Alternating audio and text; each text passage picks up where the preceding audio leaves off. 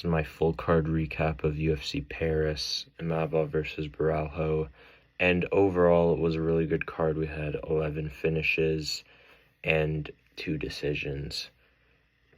So let's just go over some of these prelim fights. We had Sam Hughes getting a win by submission, dominated with the grappling, not much moments on the feet in this one. Sam Hughes needed 1 takedown per round to control the entire round, and in round 2, Bannon gave up her back trying to get up, and Sam Hughes got the rear naked. Rinat Fakhretdinov versus Andreas Gustafsson.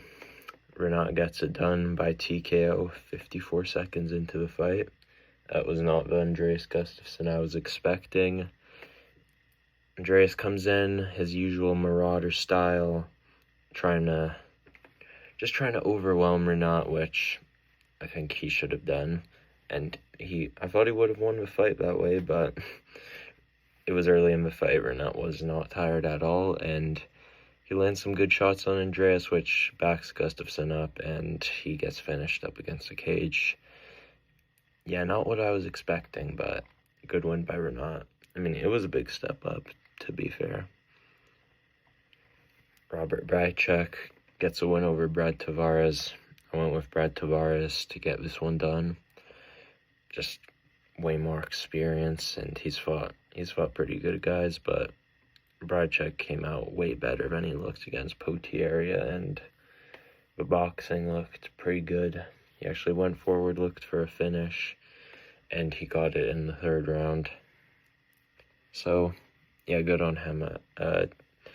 10-8 in the 1st round seems about right. He almost finished Tavares, and yeah, 1 takedown kind of swayed the momentum, but probably a 10-8 for Brychek. Round 2, Tavares wins. Not much happened in the round, and kind of early on in round 3, Brychek hurts Tavares and gets a finish.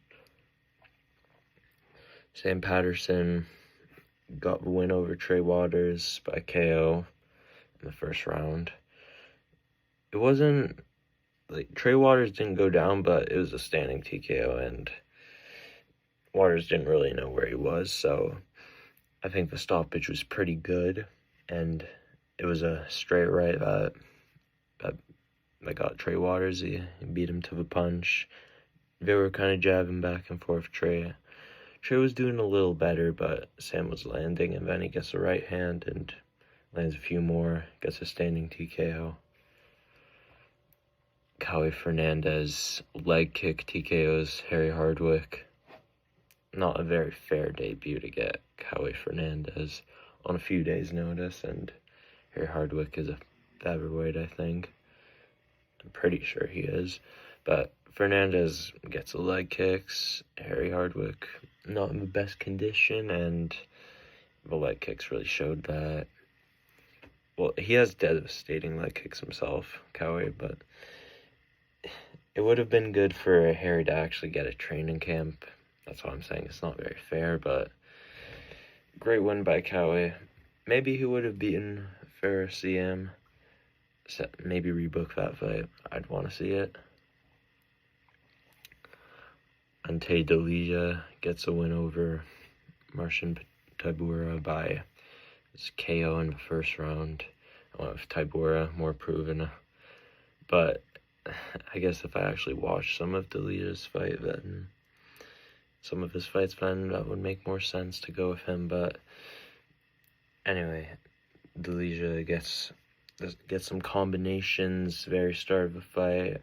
Tybura shoots, doesn't get it, and Delija just knocks him out immediately afterwards.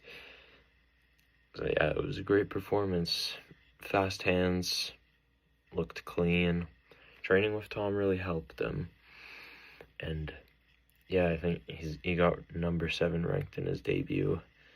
UFC heavyweight division is abysmal. We know that, but Delija is actually looking like a real prospect, and I don't know who you give him next, but you could give him somebody. Umar Sy versus Bernson Ribeiro. Umar Sy gets a win by TKO in the 1st round. 4 minutes 42 seconds. Not much time left him around, but he got the takedowns, wobbled Ribeiro with a jab early on, but then looked for the takedown, got the takedown. Ribeiro kind of reverses the position with a Kimura, and then they get back up.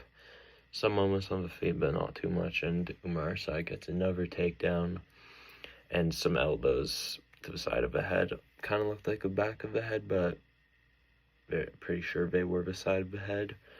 Get the TKO end of the first round, so that was 7 finishes in a row. And opening up with main card, William Gomez, first decision of the card. But it was a pretty good fight. This was a pretty good fight, and round 1, I had Gomez winning this one. Better strikes. Round 2, Rucella gets his grappling going, got some takedowns, a little bit of control. Not much ground and pound, but some effective grappling. I gave the round to him. And then round 3 was Gomez's round. He was landing pretty good. Got stung by a head kick. Eventually, maybe Rucella would have gone on to win that round, but Gomez was also landing pretty good. He landed a good right hand, and he got the takedown, so momentum was in Gomez's favor, and he got the win, 29-28.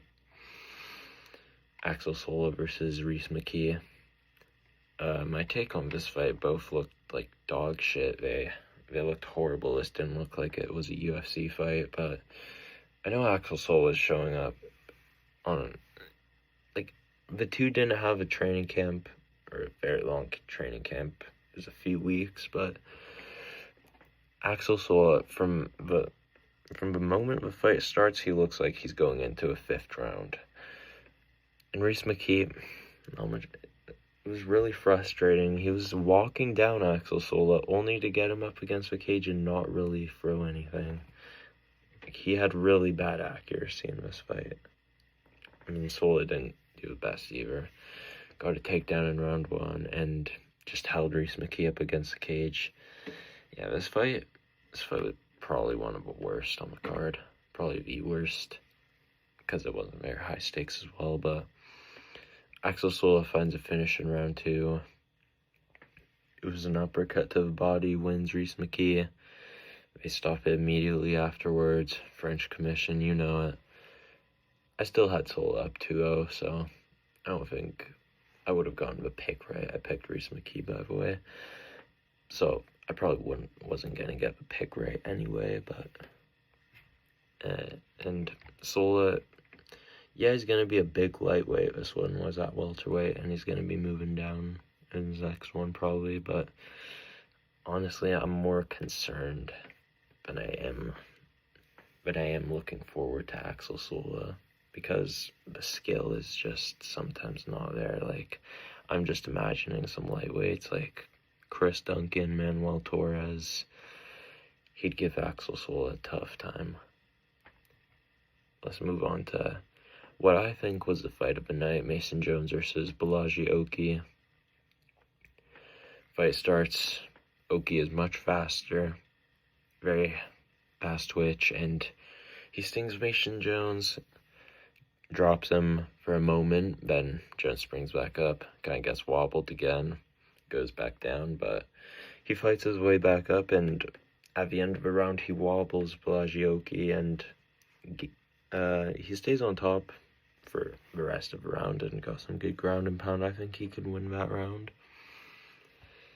And in round 2, again, they were kind of going at it at the feet, and it was Mason Jones that got the takedown. It was a judo throw. I think it was an outside trip or a hip toss, something like that. Had an arm throw maybe, but it gets Oki down, and he's able to hold Oki down and gets elbows, and they stop the fight. So very good finish, very good comeback finish from Mason Jones, and Oki was looking good, but sometimes I just think he's too aggressive for his own good. He's definitely not a bottom feeder, though. I think he can beat a lot of guys, but he needs some improvements.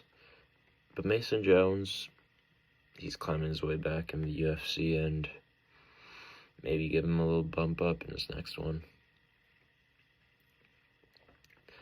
Modestas Bukauskas versus Paul Craig. Bukauskas gets a win. It was a KO at the very end of the round. It was after the first round because it was an elbow KO.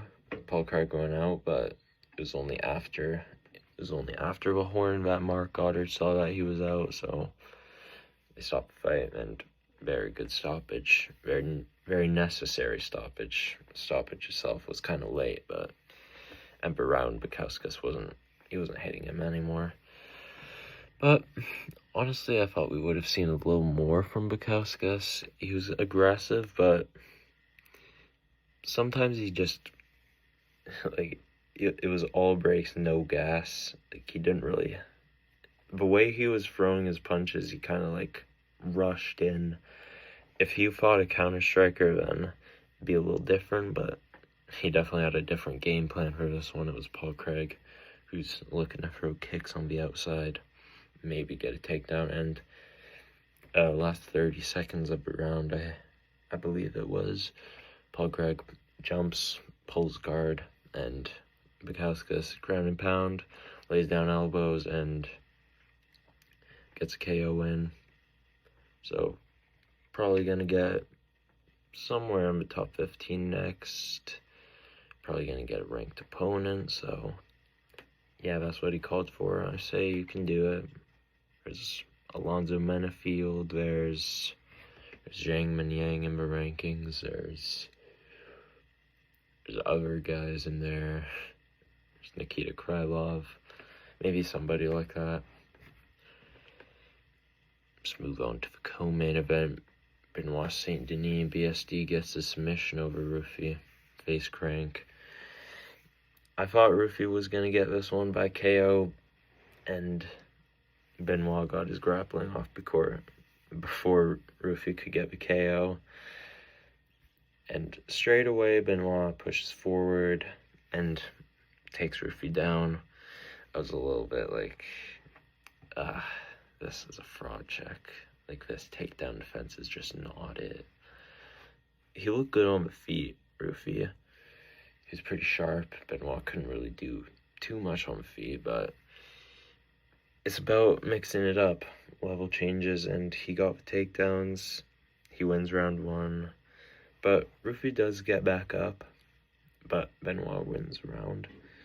Round 2 starts, and it was BSD pushing forward, and Rufi kind of lands a flying knee. I thought we would have seen more, maybe body kicks or jabs, right hands, but he was kind of just looking for one KO blow, and Benoit got the takedown again. Rufi was kind of scrambling out and ended up on top, stood Rufi back up, or stood Saint Denis back up, and honestly not the smartest thing to do, because straight away Benoit was shooting takedowns and got the takedown and got a face crank. So yeah, my prediction didn't go right, but BSD's good. Like, lightweight is a very talented division. BSD hasn't looked very good sometimes, like against Kyle Prepolek. I didn't find that one very impressive, and the Moicano fight, that one wasn't very good either. But anyway, yeah, BSD really showed up. He looked like he improved. It was definitely had a game plan in this one. And let's just talk about the main event now. Nasruddin Imavov versus Kyle Barajo. Imavov wins the unanimous decision. 50-45 I completely disagree with, but again, in France, one judge scored at 50-45. The other two had a 49-46. After watching, I could see a 49-46, but round 1 I had Imavov. Sharper shots, more of them. Same thing in round 2. But in round 3, Barajo's round, I think, he was actually starting to sting Imavov, and Imavov wasn't really landing as much. Wasn't getting the biggest reactions, and it was Kyle getting the bigger reactions. Round 4, Hadamavov just did a lot better in that round, and round 5, I think that could probably be Barajo's round against Stinging Mavov. I don't know if he was landing as much, but actually I think he was landing a little more. But Mavov, I mean, he was looking good. He was also stinging Kyle in round 5, but I thought Kyle was landing a little better shots, so I'd at 3-2 Mavov. Maybe one of the early rounds somebody could give to Kyle. I bet somebody had Kyle winning this fight, but yeah, Mavov won that fight, but scorecards I disagree with. I could see 4-1, but definitely not 5-0. But anyway, what I wanted to talk about was Kyle looked good, but he could have done a lot better. He just backpedaled the whole fight. I think he should have went forward. Probably looked to land that left hand or the lead hand as well with the hook. Low kicks were money for him, and Mavov doesn't really have the ability to check low kicks very well. And yeah, Mavov, he did pretty good. Defended all 5 takedowns. Was looking for submissions, but couldn't really get them. And he did shoot on Kyle at times. I know it's not official, but he did try and take Kyle down. But yeah, clean performance from Mavov. I'd say give him a title shot. I don't say you wait for the winner of RDR versus Fluffy, because I say just book him and Chimaev. He deserves it at this point. I know I'm not the biggest fan of Nasruddin, but I have to admit that he probably deserves this title shot. I don't really think he beats Chimaev, but I think he could get somewhere. Again, we say this a lot about almost every one of Chimaev's opponents. You have to stuff the takedowns, and a lot of his opponents are going to be better on the feet. That also applies to Mavov, but I don't really know if he defends the takedowns. I mean, Hamza, I think he's on another level when it comes to grappling, but it could get interesting. So that's what I want to say about this card. So thanks for watching. See you in the next one.